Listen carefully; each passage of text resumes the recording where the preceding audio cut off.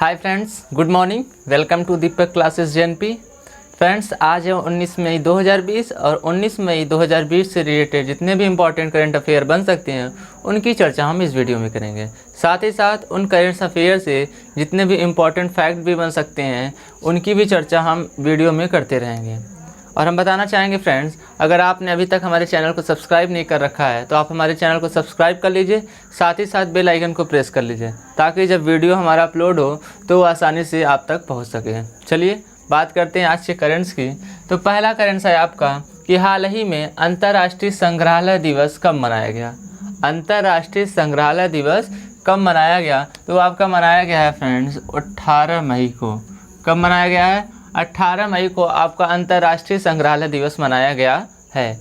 इसके मनाने का कारण क्या है? मनाने का कारण यह है फ्रेंड कि समाज में संग्रहालय की भूमिका को बढ़ाने के लिए प्रत्येक वर्ष 18 मई को अंतर्राष्ट्रीय संग्रहालय दिवस मनाया जाता है। इस बार की जो थीम थी इसकी वो थी the museum for equality, diversity and inclusion. ठीक,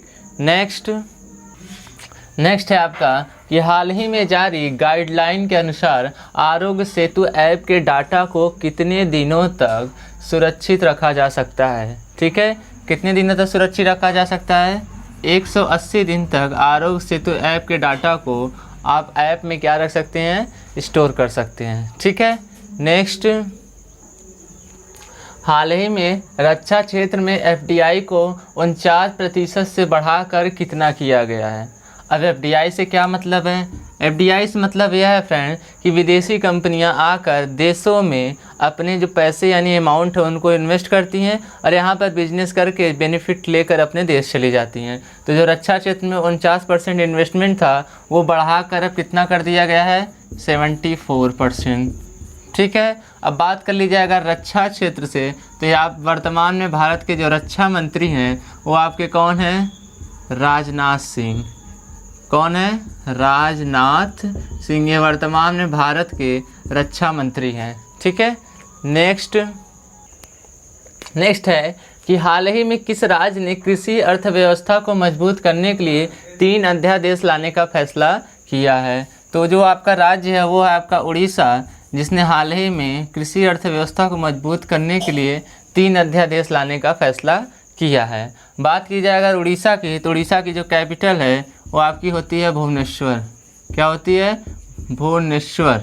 ठीक है, और इसके वर्तमान में जो CM है वो आपके नवीन पटनायक जी हैं। ठीक है, उड़ीसा से बात की जाए तो उड़ीसा में जो नेशनल पार्क है वो आपका शिमली नेशनल पार्क है। चिल्का झील भी उड़ीसा में स्थित है जो पूरे भारत की सबसे बड़ी खारे पानी की झील है। ठीक है, उड़ीसा में ही आपका सत्यकोशी टाइगर रिजर्व है। अभी हाल ही में उड़ीसा सरकार ने मोहम्मद रफ़ीक को मुख्य न्यायाधीश, हाई कोर्ट का मुख्य न्यायाधीश यानी चीफ जस्टिस नियुक्त किया है। ये बात रही हाई कोर्ट से, उड़ीसा से। ठीक है, नेक्स्ट है कि हाल ही में भारत ने किस देश को 30,000 कोविड-19 टेस्ट किट प्रदान किए हैं। कितने? 30,000 कोविड-19 टेस्ट किट जो प्रदान किए हैं वो आपके नेपाल देश को किया। कौन सा देश को? नेपाल देश की। बात की जाए अगर नेपाल देश की, जो इसकी कैपिटल होती है यानी राजधानी वो काठमांडू है। अब बात कर ली जाए इसके करेंसी की, तो इसकी जो करेंसी है वो नेपाली रुपया होती है। अब बात कर ली जाए अगर इसके PM की, तो यहाँ के जो PM है वो हैं KP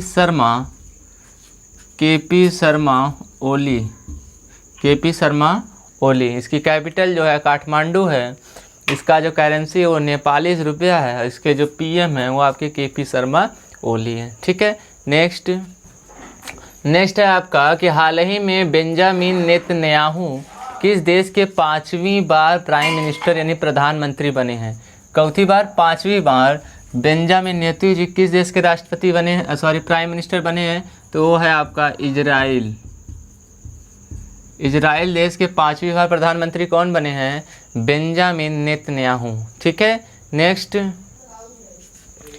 है कि हाल ही में बिस्लेरी ने किसके साथ समझौता किया। बिस्लेरी जो पानी की बोतल होती है उसने हाल ही में किसके साथ समझौता किया है? तो समझौता किया है जोमेटो के साथ। घर घर होम डिलीवरी के लिए इसने जोमेटो के साथ क्या कर लिया है? समझौता कर लिया है। जो इसकी स्थापना हुई थी वो आपकी 2008 में हुई थी। किसकी? जोमेटो की स्थापना कब हुई थी? 2008 में हुई थी। इसका जो प्लेस जहाँ ये बना था, ऑफिस या कह सकते हैं हेडक्वार्टर जो है वो आपका गुड़गांव है। गुड़गांव किसका हेडक्वार्टर? जोमेटो का। इस्टेब्लिश्ड यानी स्थापित कब हुआ था आपका? 2008 में। इसने हाल ही में किसके साथ समझौता किया है? बिसलेरी के साथ। क्या करने के लिए? घर घर होम डिलीवरी पानी करने के लिए इसने क्या कर लिया? समझौता कर लिया है। ठीक है, नेक्स्ट, हाल ही में किसने घोषणा की है कि कोविड-19 की वजह से वैश्विक अर्थव्यवस्था को 5800 से 8800 अरब डॉलर का नुकसान हो सकता है? किसने यह घोषणा की है? उस घोषणा की है आपकी ADB यानी एशियन डेवलपमेंट बैंक ने हाल ही में यह घोषणा की कि वैश्विक अर्थव्यवस्था को कोविड-19 की महामारी के चलते 5500 से लेके 8800 अरब डॉलर का नुकसान हो सकता है। ये जो स्थापित हुआ था आपका, इस्टेब्लिश्ड हुआ था कौन? ADB, वो 1966 में हुआ था। इसका जो हेडक्वार्टर है वो आपका मनीला में है। ठीक है, नेक्स्ट, हाल ही में नाबार्ड ने किस राज्य के लिए 1500 करोड़ रुपए की मंजूरी दी है? नाबार्ड क्या होता है फ्रेंड? नाबार्ड जो होता है नेशनल बैंक है। इसका जो फुल फॉर्म होता है वो होता है national bank for agriculture and rural development. ठीक है, इसका फुल फॉर्म है national bank for agriculture and rural development. ने किस राज्य के लिए 1500 करोड़ रुपए की मंजूरी दी है? वो आपका है पंजाब राज्य के लिए 1500 करोड़ रुपए की उसने क्या की है? मंजूरी दी है। अगर पंजाब की बात की जाए तो इसकी जो राजधानी है वो आपकी चंडीगढ़ है। यहाँ के जो CM हैं यानी चीफ मिनिस्टर, मुख्यमंत्री जी, वो आपके हैं कैप्टन अमरिंदर सिंह। ठीक है, नेक्स्ट आपका ये जो पैसे पास हुए हैं 1500 करोड़ रुपए, किस लिए पास हुए हैं? यानी किसानों को आसानी से लोन मिल सके। जो कोविड-19 महामारी हुई है उसके चलते जो किसानों को हानि हुई है और वो आसानी से उनको क्या मिल सके? लोन मिल सके। इसके लिए उसने 1500 करोड़ रुपए की मंजूरी दी है पंजाब सरकार को। किसने? नाबार्ड ने। ठीक है, नेक्स्ट, हाल ही में किसने राष्ट्रीय प्रवासी सूचना प्रणाली डैशबोर्ड किसने तैयार किया? कौन सी प्रणाली? राष्ट्रीय प्रवासी सूचना प्रणाली डैशबोर्ड। ये कैसी प्रणाली है फ्रेंड? कि जो अलग अलग राज्यों में जो हमारे प्रवासी मजदूर फंसे हुए हैं उनकी जानकारी के लिए तथा उनके आवागमन को सुगम बनाने के लिए, सरल बनाने के लिए यह राष्ट्रीय प्रवासी सूचना प्रणाली तैयार की गई है। यह तैयार किसने किया है? तो ये तैयार किया है आपका NDMA ने, नेशनल डिजास्टर मैन अथॉरिटी इसका फुल फॉर्म है। उसने यह प्रणाली क्या किया है? तैयार किया हुआ है। नेक्स्ट, हाल ही में किस राज्य को अम्फन चक्रवात के खिलाफ चेतावनी जारी की गई है? कौन सा चक्रवात? अम्फन चक्रवात। तो वो आपका है उड़ीसा राज्य, जिसे अम्फन चक्रवात के खिलाफ चेतावनी जारी की गई है। वैसे तो यह चक्रवात काफ़ी राज्यों में आएगा, यानी आ भी चुका है, लेकिन जो सबसे ज़्यादा नुकसान होगा वो आपका उड़ीसा राज्य होगा, इसलिए वहाँ पर अलर्ट कर दिया गया है। अम्फन चक्रवात का जो नाम इस चक्रवात का जो अम्फन नाम दिया गया है वो किस देश ने दिया है? वो देश दिया है थाईलैंड ने। यानी इस चक्रवात का नाम, अम्फन नाम किसने दिया है?